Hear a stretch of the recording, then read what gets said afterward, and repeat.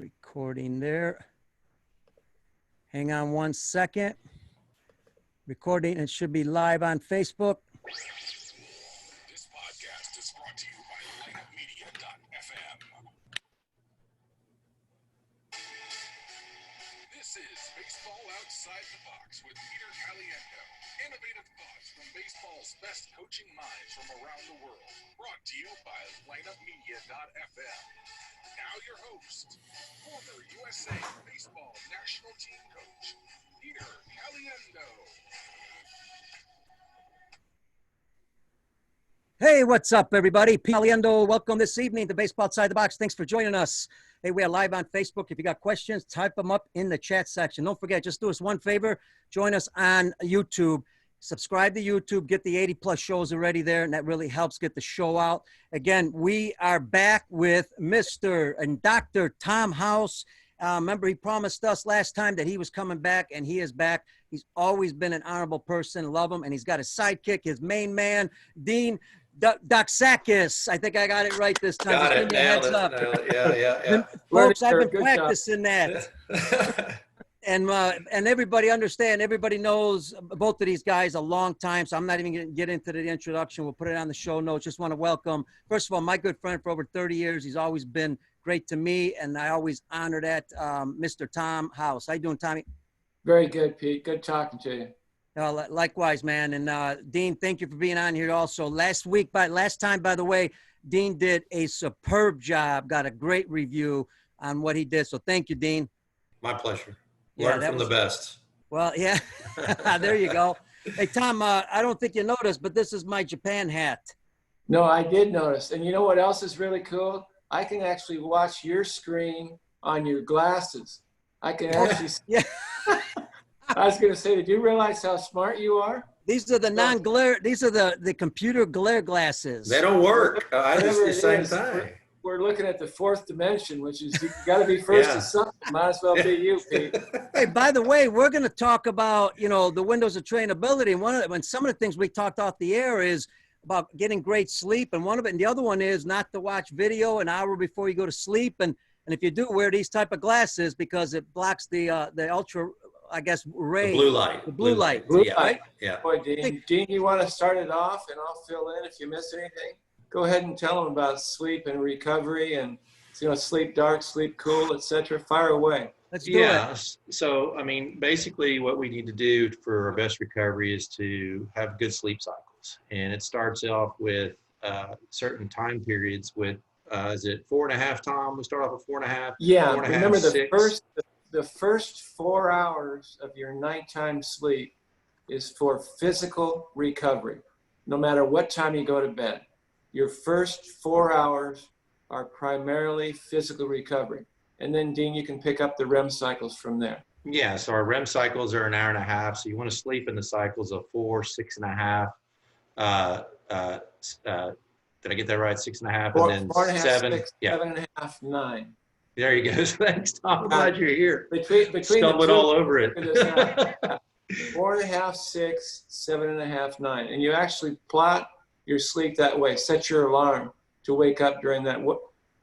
Tell them what happens if you wake up in the middle of a REM cycle. Can you remember? You're pretty much going to feel groggy the rest of the day. Yeah.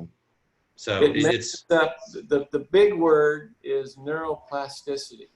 If you wake up in the middle of a REM cycle, your brain's neuroplasticity gets messed up, and that means everything you learned intellectually and physically yesterday doesn't get put on the right shelf in your brain. So it's extremely important to manage your sleep cycles around that first 4 hours of physical recovery with your sleep. And as you can tell from my answers, I woke up in the middle of a sleep cycle. Yeah, I was going to say, because I think that's been my major problem now. I understand. Oh yeah, but remember, whoever's listening, the three of us, it's do as we say, not as we do. I don't know about you, Pete, but I've never been able to get a full night's sleep since I can remember. It's just one of those things.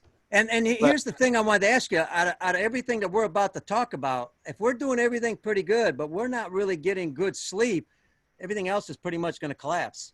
Pete, you're exactly right. You're in a deficit. And if we were to run our stat test, if we had 100 kids, on a field, and we did a stat test with all 100 of them, probably 95 of them would be in some form of a physical deficit, either from overwork, from stress, from lack of sleep, from poor nutrition, and negative homeostasis, which is where you're in a deficit.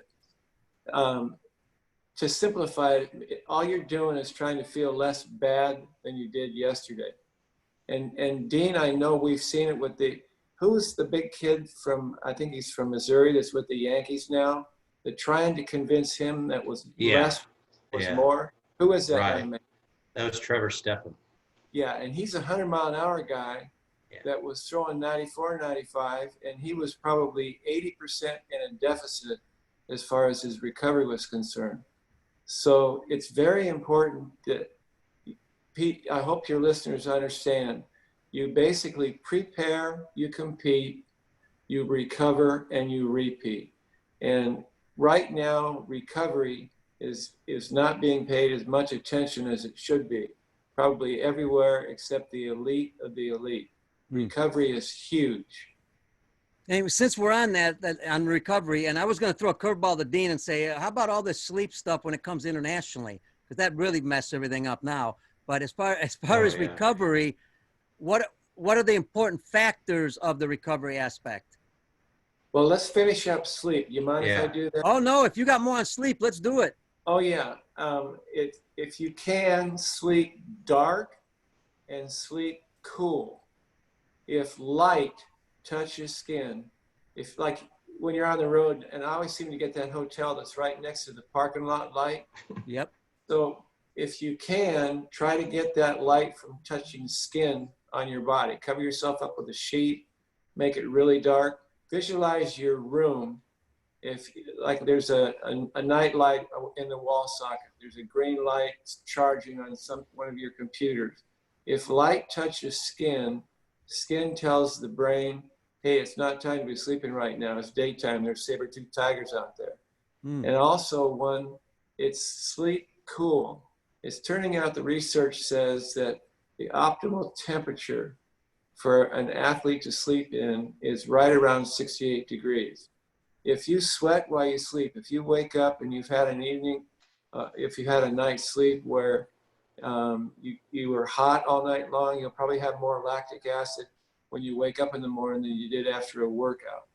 So you have to sleep with the right time frame, you have to sleep dark, and you have to sleep cool. And if you do that, your body will recover more efficiently in the nighttime. And Tom, this doesn't matter when it comes to the ages. It's pretty much for everybody. It's pretty much for everybody.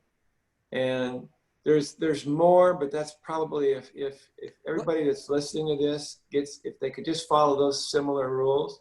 If I had, and Dean, you can help me out here because one of your sons just left the college environment. If you're studying, I try to encourage all the athletes I work with to go to bed before midnight and get up a little earlier and study in the morning. The sleep you get, it all has to do with circadian rhythm, which is light and dark in the world. If you can get, more sleep before midnight, so don't study from 11 to 12 or 10:30 to 12 at night. Go to bed at 10:30 and get up an hour and a half early and study in the morning. And it seemed like that helped everybody's grades. It also helped them to perform better as the day went with their physical activity on the ball field.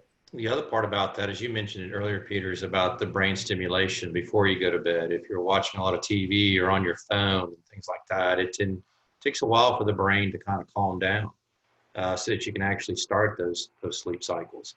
The hydration, another big part of that as well. These kids don't hydrate properly. That also can disrupt their sleep cycles, as well as they dehydrate overnight as they're sleeping, and they wake up even more dehydrated. So, what's the process to follow when it comes to hydration? Drinking, you always hear 8 ounces, 6 or 7 of those a day. It's half your body weight in ounces per day. Okay. So, unless you live in Houston, then it's got to be 2/3 of your body weight. Yeah. At 100, what it is right now, yeah. Yeah, to be safe, 1/2 to 2/3 of your body weight in fluid ounces a day. And literally the first thing you do when you wake up in the morning, before you brush your teeth, have a glass of water. Our athletes in the United States are chronically dehydrated. And worse in the summer, not because of the heat, because they sleep late too. They'll wake up very close to the time they're supposed to do something. And they just roll out of bed, maybe grab something to eat, and they go off. And so they never really get that proper hydration. You'll see it coming, I see it just about every week in workouts. The kids roll out of bed and head to a workout. That face will just start turning white. Yeah. And it's coming. Go sit down. Yeah. Exactly. So one more thing, Pete, and we won't beat you up about sleep and recovery too much more. But on the major league level, we tested, and an athlete, a starting pitcher in the big leagues that can recover in 2 days rather than 3 days, there's a 2-game swing on his record. Instead of being 10-10, he's 12-8. So it doesn't sound like much, but recovery is huge. By the way, 12-8 in today's game is $1 million a month. All right, 10-10 is less than $750,000 a month. So it's money and performance. You think we hit recovery enough, Pete? No, and I'll tell you why, because the question I had about recovery was, and I think it's part of this, and tell me if it's not, but I know icing, at one time, remember we used to talk about icing, then we talked about icing and biking at the same time, and now there's major research being done and shown that the icing really doesn't help that much. Is icing part of the recovery or some process like that? When there's trauma, ice works. But for repetitive movement, just muscle failure from pitch totals, I would much rather have my athletes go aerobic and anaerobic activity. Not necessarily just running, but get aerobic and anaerobic done in the course of the week. And I only use ice or recommend ice when there's been trauma of some kind. Yeah.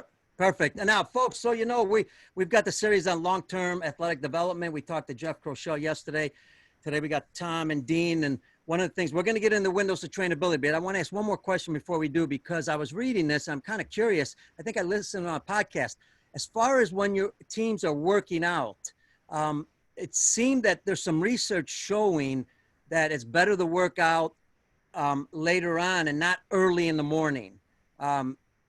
What's a good recommendation? I know sometimes you don't have a choice. You got to work out at a certain time, but when's the best time to get a team workout in or individual workout in? Dean, do you have any thoughts on that? If you don't, I'll throw a couple of things It's no, I don't, because it's so many limitations on time with programs when they can do something. Sure. So no, so Tom, what do you think is best? Well, for windows of learnability, now I'm going to hit you hard with windows of everything today, Pete. Let's do it. But with windows of learnability, teenage boys, not teenage girls, but teenage boys and pre-adolescent boys don't learn really well in the mornings. They're literally frontal cortex. I mean, I'm drawing a blank on the exact brain chemistry, but the bottom line is, I think what you've read about or heard about is around the fact that teenage boys don't do well in the morning. But again, bodies will adapt. And if they go to bed a little earlier the previous night, if they get their 4.5, 6, 7.5, whatever it is, then morning shouldn't present a problem. Because I do know when you get to pro ball, all right, especially in spring training, the dawn patrol on diamond 8, where you're out there with all the other scribinis, if you're going to complain and not perform at 7 in the morning, you're probably not going to be a pro ball player very long. True. Very true. Okay, so let's jump into the windows of trainability. If you could explain what that really means, what are the windows, how many, what fits within all those windows, things like that. Can I ask Dean, if it's okay with you, because I know I've been beating you guys up with this, hit the windows of trainability and cross specificity and personally adaptive. If you could kind of put a ribbon around that, and I'll fill in. If you miss anything, I'll try to fill in the best I can. So basically the first window of trainability is nerve pathway. And we get that probably about 6 years old to just right up to about puberty, where we're just building the myelin wrap around the nerves. So for the pathways, the communication, the muscle. That's why training in that window should be more geared towards just programming the nerves and patterning versus trying to build any kind of muscle mass or functional or raw absolute strength, we should say. Perfect. And then we go into the second window of trainability, which is mitochondria building and muscle building when testosterone kicks in. Then that is the optimal time and the best time that you can start adding that additional functional strength training and absolute strength training. And that's really we see a problem nowadays with a lot of training programs. They want to jump ahead too fast and take someone that's not quite ready for or their connective tissues and their body's not ready for that additional workload. And then we go to skill acquisition would be the next one, correct, Tom? I got that right? Yeah, skill acquisition. When does that take place? So that is going to be 18 to about 22, correct? Right around there? All right. No, you missed it by 10 years. It's 18. Hey. Close enough. Close enough for government. That's good enough for hand grenades, right? Yeah. The skill acquisition phase is actually the longest of the four cycles, and it's 18, 19 years old till 32, 33, and in that time frame, that's when muscles and nerves can talk to each other around what you need to do to compete and make a living at doing it. And it's the longest window, and literally a 31-year-old can still be working on skill depending on his biological versus his chronological age. What's the fourth window, Dean? Skill retention. And who's doing really well with that? Drew Brees. Yeah, who else? Tom Brady. Yeah, they want to play till they're 45 years old. And the only difference with skill retention is that as you get past skill acquisition, your nerves and your muscles stop talking to each other and you lose flexibility. So when you're in your skill retention phase, you'll go all the way back and you treat a 42-year-old like a 9-year-old and you work on his nervous system. And instead of building more strength, you build more flexibility. And if you do that, there's no reason an athlete can't do it 45 where you did it 25 if you pay attention to all those other variables. How old is Verlander now? Verlander's got to be 38, 39. Yeah. And question for you, when we're talking about these windows, when we're first starting off, and obviously some players may start playing at 8 years old, some players might start playing at 12. There's some players that have started playing baseball maybe at 13. It all depends on ages and obviously biological, I guess their bodies. But how does that work? When you first start playing baseball, what we're basically saying, if you start between 6 to 9 years old, we're just working on functional movement. All you're caring about, Pete, is learning the patterning of the nervous system to tell the muscles what to do. Now, you can get stronger during that time frame, but you shouldn't try to get stronger with weight training. What about some skill work? Well, body work and just letting the physical act of climbing trees and running around the field and swinging a bat, that kind of thing. But you don't weight train right to get functional strength until you're ready to weight train when testosterone hits. But during that period, what about catching some baseballs or swinging a bat, whatever, without even hitting? All that's good. Now let me throw something. This is your fault, Pete. There's something else involved. And correct me if I'm wrong, Dean. If like a 9-year-old grows 3 inches and gains 15 pounds, for every 1 inch of height, it pushes him back 2 months. Every 5 pounds of weight, it pushes him back 2 months. Wow. So I see it the biggest, and I'm sure Dean does too, freshman year in high school to sophomore year in high school. They'll leave after their freshman year and they'll come back as a sophomore and they'll be 3 inches taller and 20 pounds heavier. Mm-hmm. Well, it says they're 14 sneaking up on 15, but because of the growth and the weight gain, they're back to being almost 12 years old again. And it translates all the way on the major league level. An athlete that is taller than 6'5" is usually 2 to 3 years behind a 6'1" player in the same time frame of development. So it's great to have height. It's great to be bigger and stronger and heavier, but it takes a little longer for the body to get skill acquisition and have it turn into performance and health. Is it an advantage to get that later? Yes. It's going to happen. And Dean, you might help me. How many of the big kids have you done? We're seeing more and more 6'5" plus guys, right? For sure. Lots of them. And it's one thing I always try to get across to parents. They get worried because they see all these large humans around their normal human, and they want to know how's he going to compete? Is he going to be able to play? I'm like, yes, you just need to be patient. It's okay that he is running a little bit behind. It might be, work out better for him. So that's for parents. Don't worry about the timing of it. If you're one that has grown really fast, really quick, you need to be cautious of the workloads because that's when they're going to be at most risk for injury. You got connected. Can you say that again? You need to be cautious with the workload. So, and what happens? Coach C wants the biggest kid on the team, probably on the mound pitching, and he's probably the one that's most at risk because he's grown the most. It's so fast, and so now we have workloads that don't match up with what his body can take, and then we have these injuries. So, you approach it both ways. A kid that's growing at a steady pace and not too fast can probably actually handle a little more workload versus one that grew really fast. So. And Pete, here's an example that I don't know if the youngsters out there will remember who Randy Johnson was, but if you pull the book on Randy Johnson, he didn't really throw strikes until he was 27, 28 years old. And that's when all the pieces started fitting together. Now, he was in the big leagues at 24, 25 because he threw 100 miles an hour, but he was not very successful.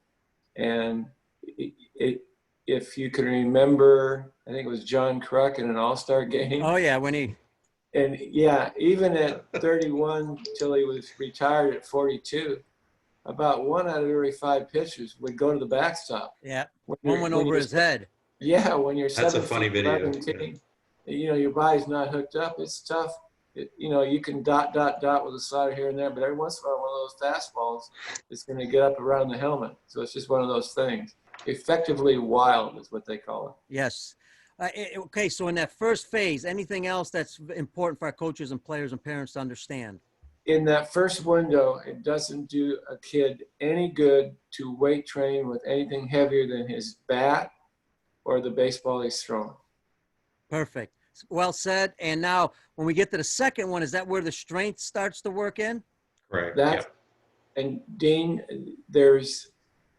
if you're dealing with endurance, that's the Jaeger bands, our cords and grips. It's the weighted balls. It's the plyo balls. That's joint integrity stuff, and that builds endurance. If you're going to build strength, you've got machine work and free weight work that has the patterning that you take through still has to be functional. If you're just a bench guy and a squat guy, that does not translate to throwing harder. All it's going to do is make the big muscles bigger, and you're only as strong as your weakest link. And in effect, if you build accelerators stronger than decelerators, then you're going to have huge issues. So it has to be functional training around position and movement. It sounds confusing. It's not. Just be careful that they understand the difference between functional strength and strength built from weight training. And that's kind of one of the issues we have in high schools today. And I don't fault anybody for this because there's budget issues and all kinds of issues with in the staff to do it. But a lot of our baseball programs in high school are put into the football weight training. And it's not cross-specific to a movement of a rotational athlete. So rotational athletes don't break in the prime movers. They break in the small areas, the joints and the connective tissues. So we have to do our strength training in a more functional, cross-specific way to the action and competition in order for us to stay healthy and get stronger. Perfect.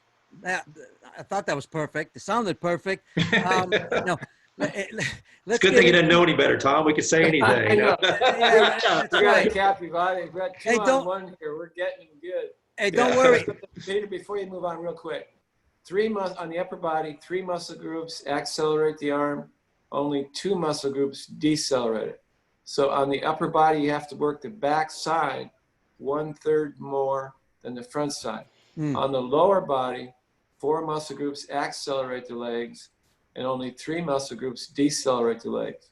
So on the legs, you have to work the back of the legs 1/4 more than you do the front of the legs. If you do that, then you're going to have balance in your accelerators and decelerators and much less problem with injury. Wow, and I love that. And listen, because of that, I want to ask this. You mentioned the decelerator. That seems to be the most important phase. And I read somewhere, and correct me, that the brain understands how strong the body is. So if your brain knows your decelerators are weak, it's not going to let you throw as hard as you really want to. And vice versa. If it's strong, it'll let you throw harder. So the deceleration phase, I guess, to get to that, explain why it's so important, and where the arm actually, since we're in that, where the arm finishes, because a lot of times we're not really sure that, if it finishes completely and you don't get the complete deceleration. Dean, why don't you bat lead off on this one, and then I'll, what you don't hit, I'll fill in, okay? Okay. You want to know specifically about the deceleration muscle groups or just the whole phase of deceleration? The phase and, okay. And what we can do, I guess, to increase it. Yeah. So, once the ball is released, we start going to deceleration. And now there's some people out there that teach about finish. Well, that's after release. So it's really not something that should be taught. It's something that's a reaction to what's already happened. So that deceleration process is going to be handled by the backside muscles of the body. Mm-hmm. Okay. So when we look at an athlete, we're going to take a look at their shoulder and say, hey, how's the scapular density? Is there any other structure? How's the tricep? We're going to look to see if that structure is there to support that deceleration process. As far as equaling it out, the best way to do that is isometric type work or body work. For the backside? Correct. Yeah. The more isometric we work, the more balanced it is between acceleration and deceleration. Okay.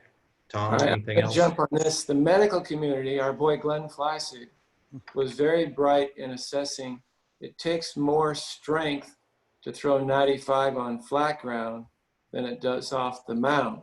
And that's correct, because on flat ground, the most energy you can generate in a Happy Gilmore run and gun crow hop is 4 times body weight. But when you get on the mound, just going down the hill in the same time frame, you generate 6 times body weight in foot-pounds. So you can throw harder, easier, but the problem is you have to decelerate that. So the mound is harder on the back side of the arm than it is on the front side. And most injuries on the major league level are initiated from the back side. So you got to pay attention to the fact that work on flat ground is good, work on the mound is good. The only thing unnatural about overhand throwing is the mound. And if you're going to try to get pitch totals off the mound, you have to really make sure that the decelerators can handle whatever velocity you're throwing. It's called reciprocal inhibition. And what that means, when you start getting a knot on the back side of your shoulder, the first thing a trainer or a physical therapist will rub that knot out. Well, the knot on the back side of the shoulder is telling your brain, hey, look, we're having trouble decelerating our arm, so we're going to cramp up on you. And rubbing that knot out just allows the pitcher to go back out and blow his shoulder out. Fantastic. And I think I guess that's what I was getting at, and that is we understand that the complete body is important, but one of those major phases is the deceleration, and that's possibly one of the major reasons there's a lot of injuries also. Yeah, it's actually what Syndergaard went through 3 years ago when he gained like 15 or 20 pounds of strength, came into spring training, sitting 98, showing 102, and he actually tore something. Tore his lat in April or May, early in the season, because his accelerators were stronger than his decelerators. Let me ask you, on when we're talking about the windows of trainability, the first window and the second window, on an average, age-wise, we talking about like 6 to 9, the first windows, and maybe 9 to 12, the second No, one? the first window, Dean hit it dead on the nose. The first window is, 6 to testosterone, whenever hormones start showing up. Gotcha. And then the strength window, the muscle window, the mitochondria window is whenever testosterone shows up. Some kids earlier than others, but whenever testosterone shows up until 18, 19, sometimes 20 years old. Wow. Okay. And then then we the get third, into skill acquisition. Yeah. Skill is from 2021. 18 to 32. Yeah. 32. Good. 18 to 32 would be a good overall. What important factors of the skill acquisition? Are there any factors there we need to be aware of? I mean, we're just talking about just making sure that all your strength training and your mechanical training is cross-specific to how you throw and have adapted. So the three things that, and you can help me out here, Dean, the three things that keep an arm healthy are mechanical efficiency, functional strength, and throwing workloads. And that information is all out there. There's models out there. I think baseball has done a pretty good job in general. If you look hard enough, you can find a model on all three of those things to help you help your athletes stay healthy. Something else on the deceleration training or just muscle training and muscle building. One of the things that happens a lot is that they build muscle mass without teaching or programming that muscle mass what to do in the cross-specific to the movement. So for instance, if I go and add muscle and I think that that's going to help me throw harder, unless I have taught that muscle to pattern or move correctly, then it's just kind of dumb muscle. It's kind of a myth. It is a myth that muscle has memory. It's really the nerve pathways that tell muscle what to do. And so for instance, if I'm really interested in making my leg stronger and I have a leg day, and whatever it is that you do to make your legs stronger, it should be immediately followed up with something quick with the legs, like sprinting forward, backwards, lunging forward, backwards, something that gets the muscle activated to go fast after you've built that strength. It needs to understand what it needs to do in the action. And just by making it bigger and stronger, it doesn't know. Okay. Love it. Love it. Love it. All right. And when we talk about the next phase, which is what? Skill retention? Yeah. And that doesn't matter the age. Anybody can pretty much retain certain skills. Well, in my generation, a pitcher was pretty much winding his career down at age 34 or 35. There were a few outliers that pitched longer than that. But in today's game, with all the technology, all the research, all the stuff around mechanics, strength, and recovery, athletes are literally productive into their 40s if they pay attention to everything. And our research is showing that until you hit about 45, you can slow that bell curve down. Instead of having this kind of a career, that bell curve can be drawn way out. But there's no, what do they say? Father Time has never been beaten. There's going to come a time when no matter what you do, you're not going to be able to compete like you used to. But our job right now as coaches and parents, and the job of the athlete, is to figure out what they need to do to prolong their productivity as long as they possibly can. And that's what we were talking about yesterday. The goal is to prolong their activity, and it keeps the kids in the game longer, and it's a lot more fun, obviously. All right. I'm sure you talked about it yesterday, but 80% of the kids that are playing sports, male and female, will quit their sport by age 14. What we'd like to be able to do is extend that to at least through high school. And a couple of things happen. If you have an athlete that stays athletic until they're 18 or 19 years old, they're going to physically be a better specimen the rest of their life. They're also going to develop they become fans of the game, and they understand the power of play and how much fun it is to actually compete, even if you're not winning. And if you lose that when a kid, male or female, is only 14 years old, it's never the same the rest of their life. And what's interesting, Tom and Dean, this cycle that we were talking about comes all the way back to, again, to having quality coaches understanding all of this. Yeah. Because without quality coaches, and I guess I wanted to add, if you don't do the first 3 windows of trainability really well, the rest of it is worthless. Yeah, you're not gonna have any kind of a career into your mid-30s, 40s, whatever it might be. You've got it's the process. We live in an outcome world where everybody thinks you, by rewarding outcome, you've done your job, but it's not outcome that gives your value proposition. It's process. And if we could convince parents and coaches to allow the kid to experience some adversity, allow him or her to fail, they'll learn more from adversity and failure than they will from success. And that will help them not just on the athletic field, but that will help them in life. Unfortunately, and I'm sure that the Canadian baseball people understand this, if you give participation trophies, if you don't let them experience what it's like to actually earn that trophy, it's kind of a waste of time mentally, emotionally. You know, and that brings this point up also. When it comes to our system in the U.S., you know, as far as youth system and as the kids move up, what would it look like in the Tom House was in control of all this for better development? Now, we know the windows of trainability, but what would the actual system look like, the games, the practices? What would be changed in that? All right, now because I'm old and almost done, I'm going to say, like, if I was in charge of the sports world, this is what I would do. Sports would be like sandlot sports until they were 17 or 18 years old. I'm with you.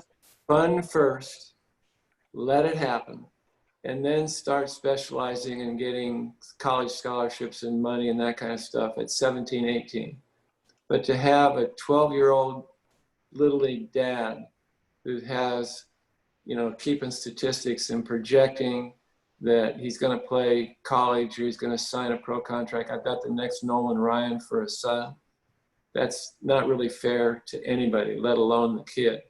So the best thing you could possibly do as a parent or a coach is give them the best information you possibly can, give them the best instruction you possibly can, let them go out and have fun with it. And, you know, winning and losing is part of the fun, understanding what that's like, but not at the expense of the kid's makeup and his confidence. So, Dean, when we're talking about the windows of trainability, what other areas do you guys think, and I'll throw one out, specialization, can really damper or delay the process for these young kids to develop properly? Is there anything else out there? I think that it's overall, I just think if we had better training for parents and how to have parents come to me all the time worried that they're missing out. And I'm not sure it's directly related to your question, but it just came up. But they always feel like, are we doing enough? Are we missing out? Should we be showcasing more? Should we be pitching more? They always feel like they're missing out. And I think if we had better programs and better structure for helping them understand what a good process is, and we preach all the time, but we're just one group. Then they would feel more at ease. The player would be more at ease, and there wouldn't be as much stress and emotion involved as far as always trying to play or do more too early. You know, my kids. Dean, tell them how hard that is. How hard was it for you to watch your son lose a ball game? I mean, it tears you. It does, but fortunately, I met you early in their lives. So I'm forever grateful for Tom for that one thing, for giving me the information to take care of my family and my kids. But one thing that we always did, and this is kind of a check mark for them, and I'm not knocking other organizations, but they always played Little League. They played Little League till age 16.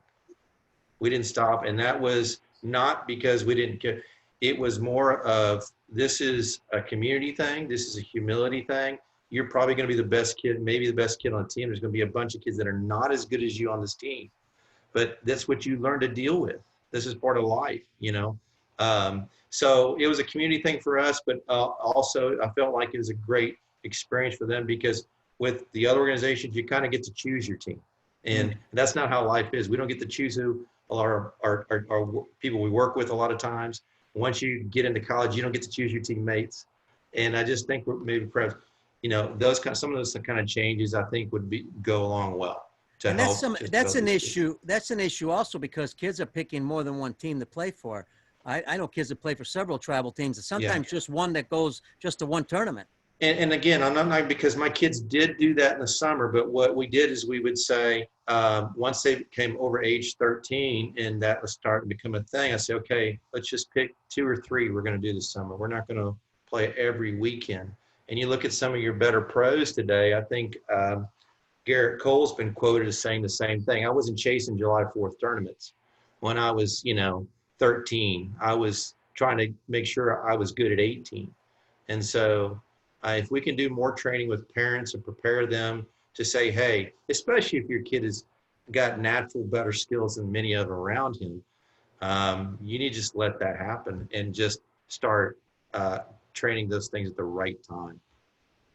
And I've always said for the last 10 years, I've said, it's when we're teaching 3 people. We're teaching the coach, the parent, and the player, not just one. But Tom, I've been to 45 countries now, and my observation has been this. I looked at Cuba, and you've been to Japan. You coached in Japan. I've looked at the Dominican Republic. All these successful countries, in many ways, practice a lot more than they play. Now, in Cuba, they may play 100 games. That's because of the weather, but they practice twice as much. That's got to be a major factor in the development. Well, repetitions are huge, but those baseball kids in Cuba didn't just play baseball. They were playing soccer. They were doing other things. Same in Japan.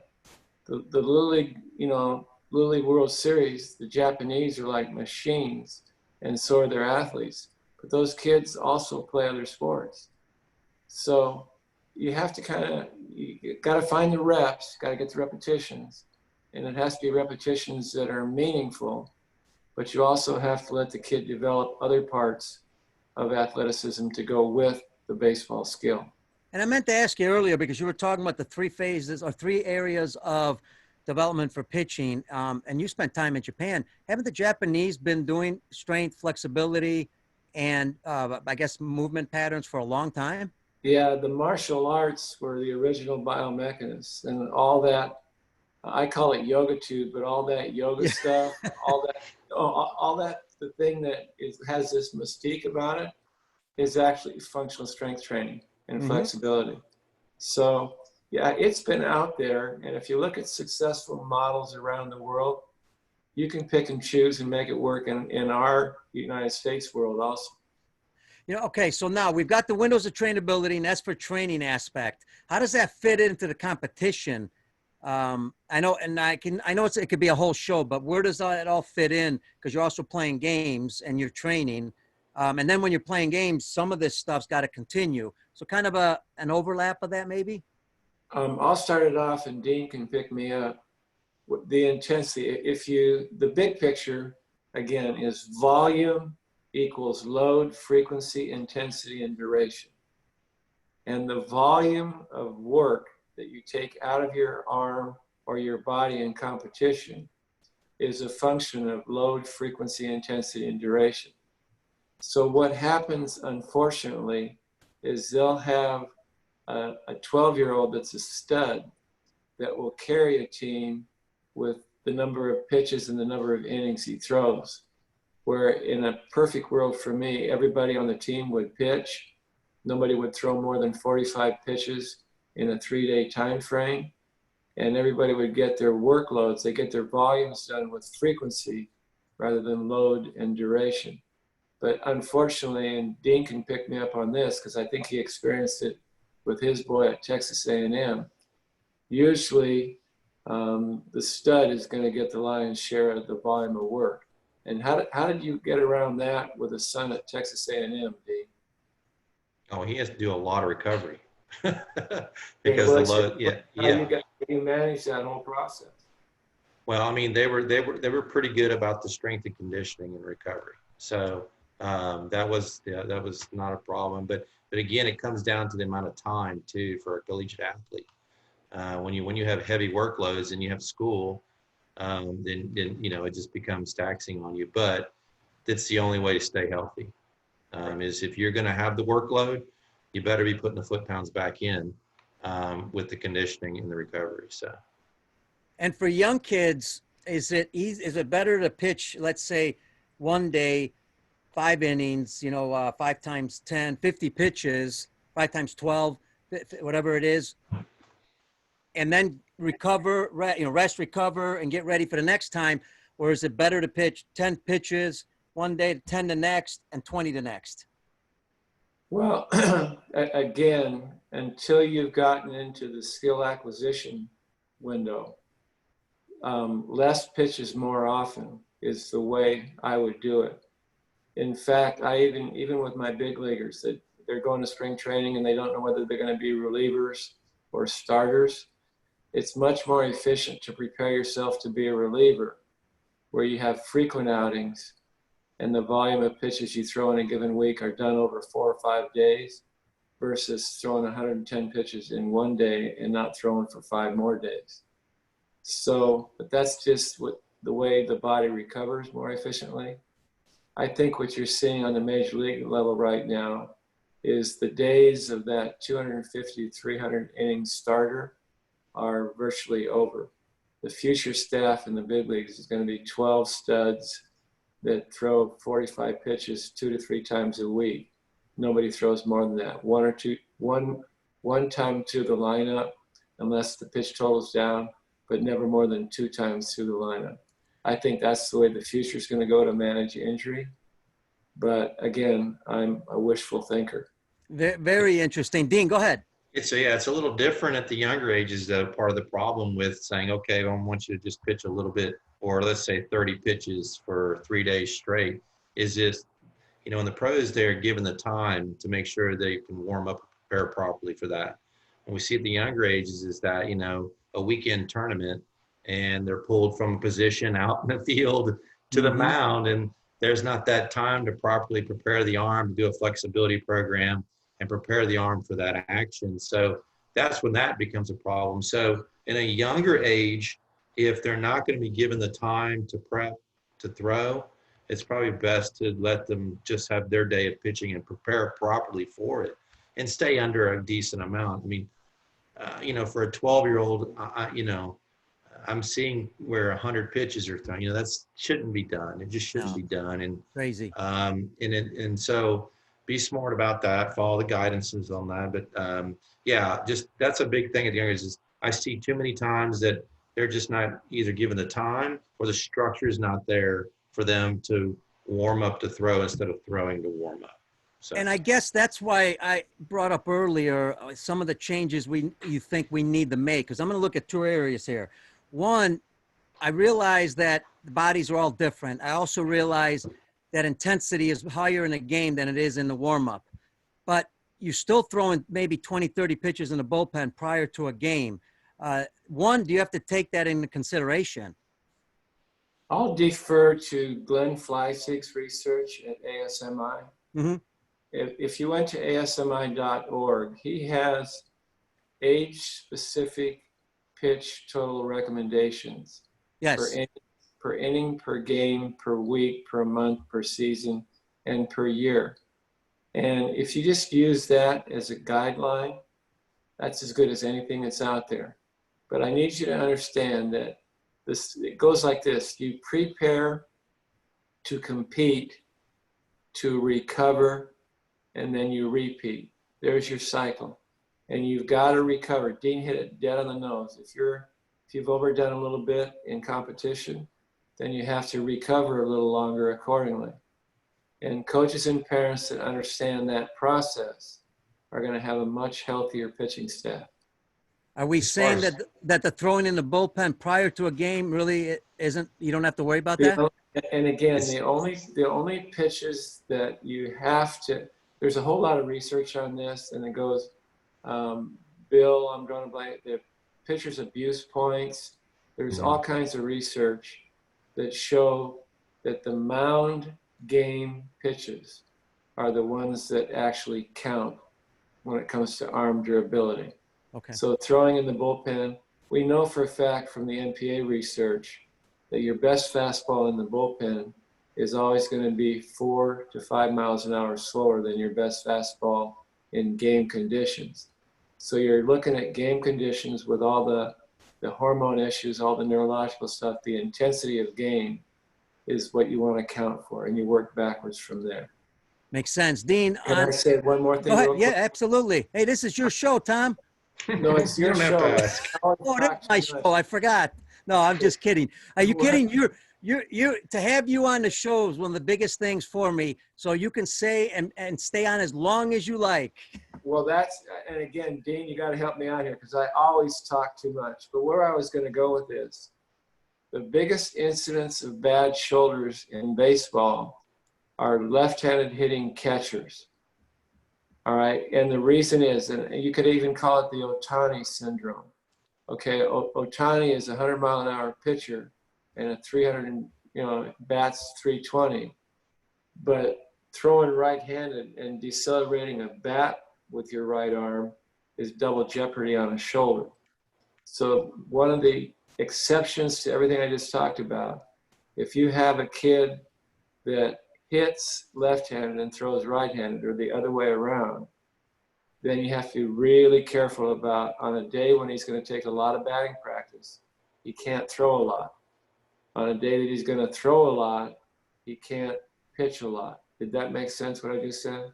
Yeah, So I mean, basically, if they hit on the opposite side that they throw, that throwing shoulder is getting twice the work of deceleration, especially if they're one of these one-hand release type batters. So we encourage all of our pitchers, if they hit, they have two hands on the bat throughout the entire swing all the way through, which in our opinion is best mechanically anyway. But so yeah, that's caution you got to look for if someone swings on the opposite side that they throw. And that if we're was talking, that's why I brought that up, Pete. That no, is very important. And I remember thinking, Tom, a long time ago, I'm thinking, hey, if they're talking about extension and all this and throwing, and then what about when we hit? Doesn't that affect the muscles? This kind of obviously this confirms everything. I mean, your common sense, sometimes you use it, but you really don't know till you get the science behind it. Yeah, I was stupid enough to have that question and smart enough to be around people that could do the research for me. So I got lucky. There you go. Now, if you're talking to young coaches with younger players, high school and younger, we've always said that, but it doesn't seem like it's happening a lot. You got to have more kids pitching on your team, because if we're taking a kid that's playing right field or even shortstop or left, wherever it may be, like you said, and all of a sudden we're asking them to pitch with 8 warm-ups. I mean, talk about detrimental and talk about, long-term that issues. I mean, that's a problem, isn't it? It is. I think really what the bigger problem is what everybody did when they first got to the field. So what we see a lot of times is the bucket of balls is dropped on the ground and say, go get hot. And they run out and they throw the ball to warm up instead of warming up to throw. Wouldn't be such a big deal if everybody had a good structure of preparing before the actual game. Wouldn't be such a big deal for it because that body temperature's still up. It'd be. I get that part, but Yeah. now we're talking about 20 minutes, a half hour before the game doing that. And now we're sitting around. It could be the 8th inning. That kid has all he's done is just play catch with a guy in right field. Right. And all of a sudden we're asking him to go at 12 years old to go pitch. Yeah. Maybe 2 innings. It's still not ideal. Exactly. I mean, to me, the ideal would be, and again, the ideal world. That's why I asked earlier what things we can kind of start changing in the U.S. to make this long-term better. In Tom's opinion of 45 pitches, if that was closer to the rule, you'd be forced to using more pitchers, and you can have somebody on the bench that could be warming up to come in to take that pitcher's place instead of coming from a position. Yeah, so we could almost make some rules. Yeah. Go ahead, Tom. When I was the pitching coach at USC for 5 years, that was the only time that I had everyday players that would also pitch on the same day. And if I knew that was going to be the case, I would make sure that they, in between innings, if they weren't going to get a plate appearance, they would actually go down to the bullpen and throw a little bit. So it's up to the coach or the parent. If your kid's going to come in from center field to pitch in the 7th inning, it's up to him in the 4th and 5th to take the edge off in the bullpen, especially on cold days. And there is a carryover. If you get 5-6 pitches away from being in a ball game, your body stays warm internally for about an hour before you have to start recranking. So all you have to do, if you've got an everyday player that's going to close for you in the 6th or 7th inning, send him down in between innings, and have him, get just short of being ready to go in the game. See, there goes my common sense. I didn't know about that 1 hour. That makes a lot of sense. You got 1 hour of that your body stays warm. I don't, we all played. Remember when you were young? I don't remember when I was young. That was too long ago. But I can remember actually pitching in both ends as a relief pitcher, pitching in both ends of a doubleheader. And you even though you close game one, and you're not going out to the mound until 2.5 hours later for closing the second game, your body is still pretty much ready to pitch.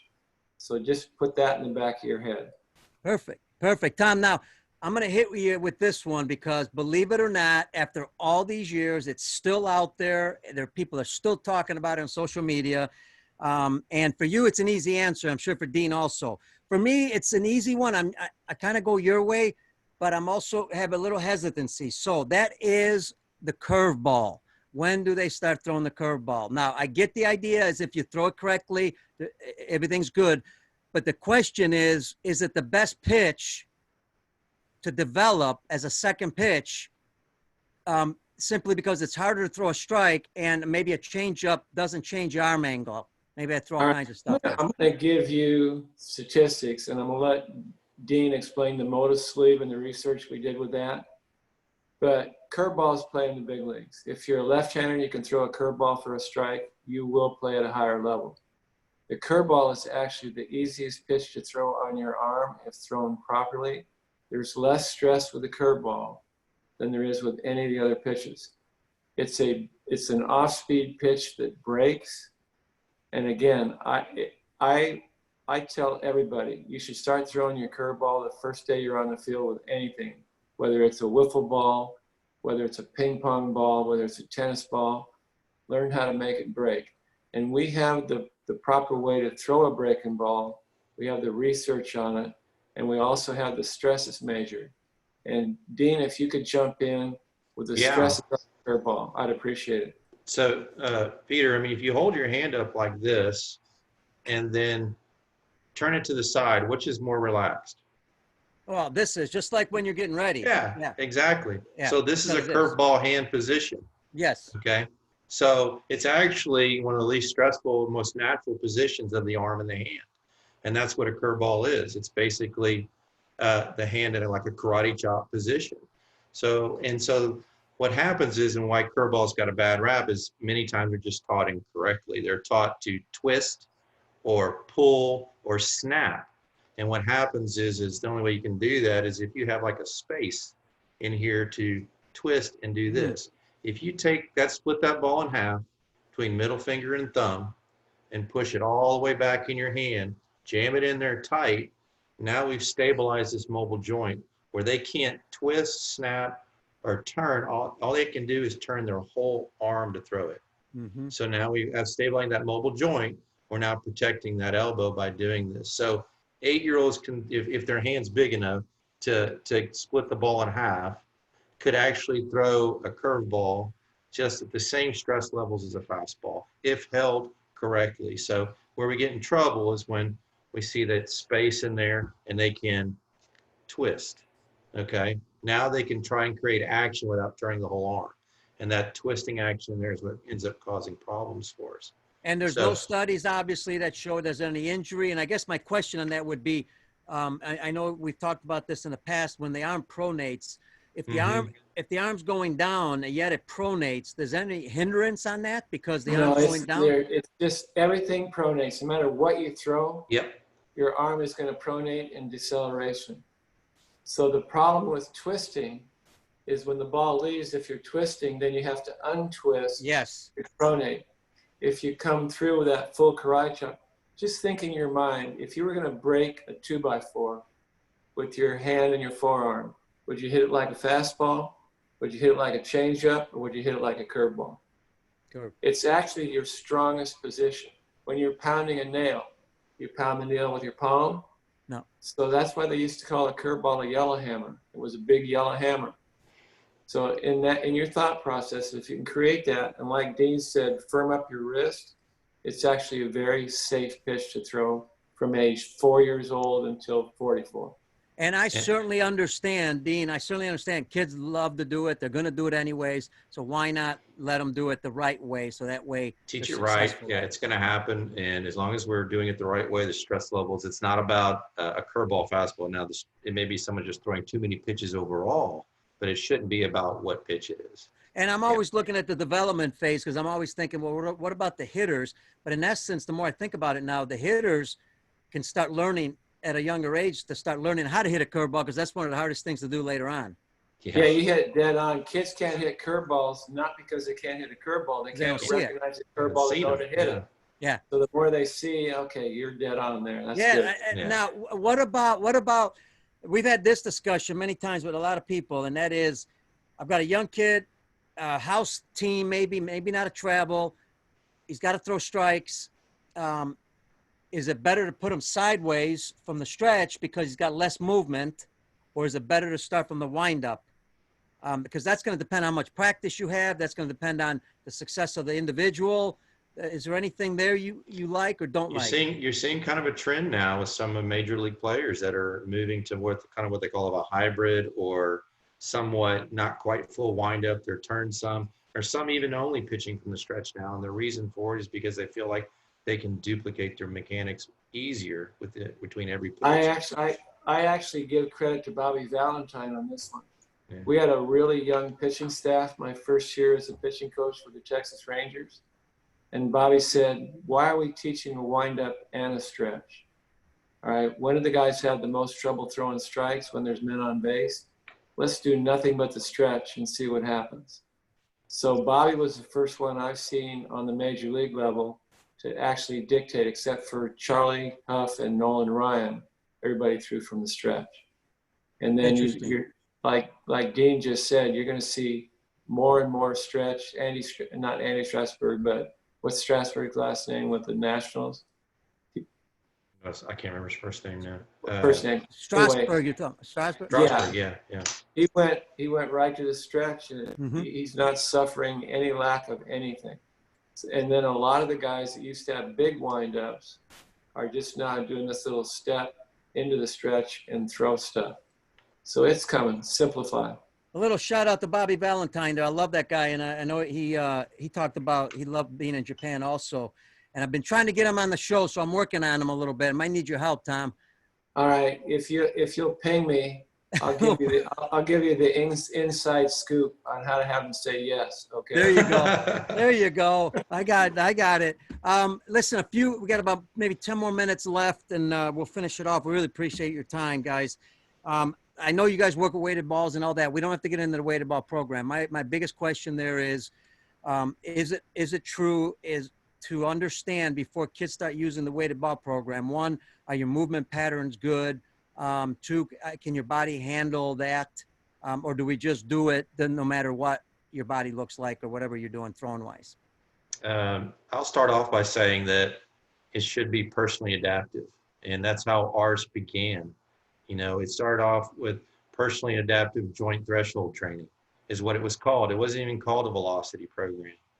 And it was built to alleviate GERD, glenohumeral internal rotational deficit.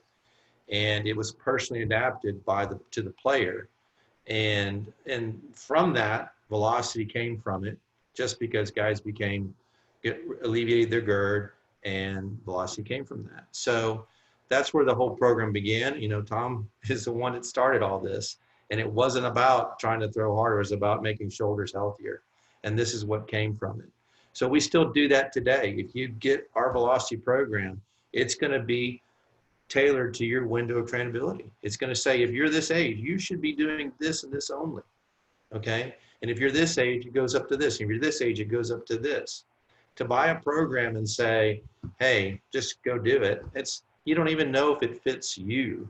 So there's a place for them in baseball, but you have to have responsibility and discipline and make sure that you're using them that adapted to what your window training is and your functional strength at the time. So, Tom, anything? They work. Weighted balls are an integral part of a pitcher's toolkit right now. But what Dean just said is hugely important. And then in season versus off season, Again, if I was king of baseball, they would do holds in season heavy and lights in season, all right, and do both in the off season. But again, I'm not king of baseball, so we just try to sell it one kid at a time. You know, we have some online training stuff now, and if you look at our training manual, it kind of tells you in season, out season. Our velocity ball program is really only in the off season portion of it, and when it comes to training. Although Tom is right, they're really great in season if we do more holds, because we're building those decelerating strength of the shoulder. But again, if you use them correctly, they're a great tool.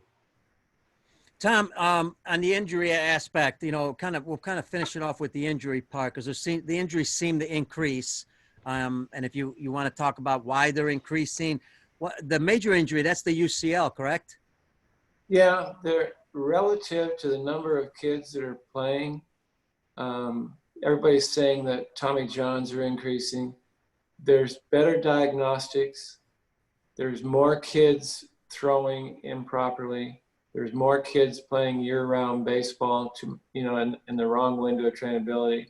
So yes, there are more arm problems, but it's nothing that can't be solved. It just, like this conversation in this last hour or so between the three of us, I don't think there's a bad coach out there. There's no coach that wants to hurt a kid's arm. There's no parent, no matter how proud or whatever they are, their child, that will put their kid in a jeopardy position. I think it's a matter of getting the right information out there, getting over the ego, and making sure it's about the kid having fun until it's time to really worry about results. Now, one of the factors has to be that velocities have increased. I mean, you got guys throwing 100, 103, 105. That's got to be at least a factor in this process of injuries, no? That's the one thing that Dr. Fleisig and I agree on. It's the speed of the arm that causes the most issue with the shoulder and the elbow. And we actually, I've had kids throw 118 miles an hour with a 2-ounce. I know the arm can go 118 miles an hour. The question is, can we condition that arm for a pitcher to be able to take a 5-ounce ball between the lines and do it with that 5-ounce ball? Awesome. Awesome. Hey, listen, before we close, Ryan Harrison from Slow the Game Down, our good friend, top vision expert. He's got a question. It's a good one. What's the biggest difference in working with pitchers and quarterbacks? Okay, the biggest difference, they're the same animal. A quarterback is just like a pitcher working from the rubber, except the rubber for a quarterback is moving around and someone's trying to kill him while he's doing it. Everything else is the same. Timing and distance. There you go, Timing Ryan. and distance. And you know what, Ryan, I'm sorry, they didn't say anything about vision, so I guess vision's not that important what you're looking at. We've got I'll tell you what, tell him for me that he's listening. Okay, we have a whole bunch of new stuff on dominant versus non-dominant eye, and creating the fovea in creating better strength in the non-dominant eye fovea. And that will actually improve not only the quarterback and the pitcher, but the hitter and the receiver. So the vision stuff is huge. All right, and then again, I was a little kidding there, but you know, it seems like now the thing is the brain. That's the next frontier of performance, and that'll be a whole new discussion, hopefully another time. Why don't we close it off with this? Dean, any last-minute comments of what we talked about to our coaches, player, and parents? I'll let Tom close it off. A little bit of music, and then I'll shut it off. Yeah, I guess I would just say that just a message to parents, you know, really what Tom said, let them have some fun first. The time for stress and anxiety will come much later. It's going to happen if you continue to play. So those years up to about 12, 13 years old, you know, you're going to have to be a little tough sometimes and put restrictions on pitching. It's not going to be fun for everybody. It's hard to sit there and watch your kid doing great and say, hey, you know, it's time to come out. But, that's discipline building for everybody, coaches, players, parents, and practice that skill of just humility and patience and letting the kid just really enjoy the game, and then being just a little bit stringent on the workloads, and then let those workloads increase later. I'll be quick, Pete. The power of play. They don't call it working sports. They call it playing sports. Let them play.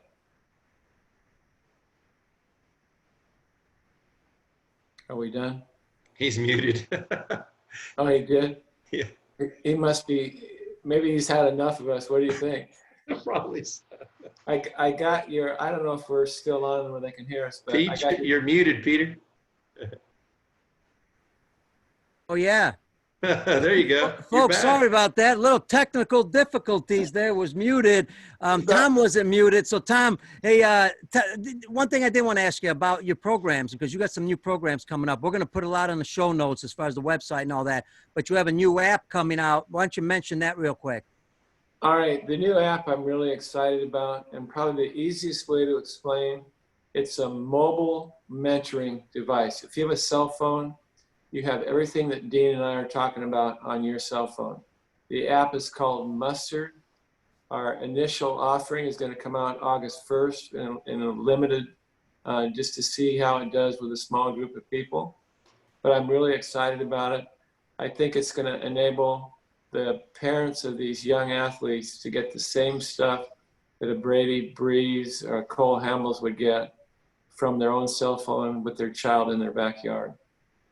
Awesome. And last thing, since you said, why am I throwing you off so quick? I'll let you stand a couple more minutes. How's that? I think it'd be, I was just thinking, because it came to my head. I'm thinking, what about what's going on now with Major League Baseball? I know that some managers have said, boy, the players they're in shape. They're well prepared mentally. It seems like they've been working out during that 3 months off. But are you concerned with the arm issues that may occur because of this? No, not at all. I think today's athlete realize what's out there, what's at stake, and they want to play as much as we want to watch them play. And I'm a firm believer, in spite of all the politics and all the concerns about the virus, protect the old goats like me. Make me stay in the house with a mask on. Let the youngsters go out that are at minimum risk and play their sport. And in effect, let us be fans, watch them do it. So I'm not worried. I think all sports are going to adjust. It's just how soon, and will the politicians and the doctors and all the fear mongers let them do it? Let the kids play. Put the old people like me in some kind of a closed space and let us watch it on TV. I'm with you. Dean, anything? No, that's a good plan. I like that. Let's go play. Yeah, and I'll stay here. I guess I'm going to close it with this, guys, and I've said it on the show before. One thing, when we talk about the pandemic and everything that's been going on, one thing I just don't understand, I get all the things they're saying, but I think they're failing in one area, and that's reminding people about drinking a lot of water, getting sleep, walking every day, being healthy, getting your vitamin D. I was just reading 70% of Americans are vitamin D deficiency, which is a major issue with this virus. I mean, all the healthy things, the nutritional stuff that you guys talk about, we need to encourage that more. I get wearing a mask, but we need to encourage the healthy aspect. I have no argument with everything you just said. I'm all for it. Perfect. Great way to close the show, folks. That is Dean. Hey, Doc Sakis. Dean Doc Sakis. Darn. And Tom House. Let me close it off here, folks. I'm going to change my name. No. Make it easier, you guys. Hey, Dean, it'd be much easier if you just made it Italian, because it's got all vowels. Yeah. Vowels are much easier to pronounce. A different Mediterranean name of some kind. I'm going with Smith. What do you forget about all that? No more culture. I'm going Smith. Yeah. Smith. Yeah. Folks, I'm Pete Caliendo. I'm your host. This is Baseball Outside the Box. Special thanks to Tom, Dean. Special thanks to Brian Crocker, our producer with Lineup Media Group. This is a show that loves to interview baseball's best coaching minds who love to challenge the status quo. We got two of them right there on the show. I love these guys. I hope we'll have them back again. Again, God bless everybody. Stay safe. Get on the field, and we'll see you tomorrow's show. Oh, excuse me. Wait. Tonight's show, 9 p.m., the international edition. Eddie Diaz, good friend of Tom House. Eddie Diaz, 5 championships in 3 years, 3 in the Mexican League, 2 in the Caribbean World Series. He's going to be on. It'll be all over Mexico. So we're looking forward to that show. So we'll see you actually in 1 hour or 45 minutes. Actually, we're down to now in 45 minutes with Eddie Diaz. Bye-bye, everybody. Thanks, guys. Thank y'all. Thank you, Tom.